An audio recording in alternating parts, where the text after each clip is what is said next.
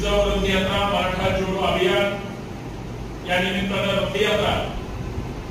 संपूर्ण महाराष्ट्रभर फिरत आहे आणि 1 मे 2025 रोजी पुण्यामध्ये राष्ट्रमाता राजमाता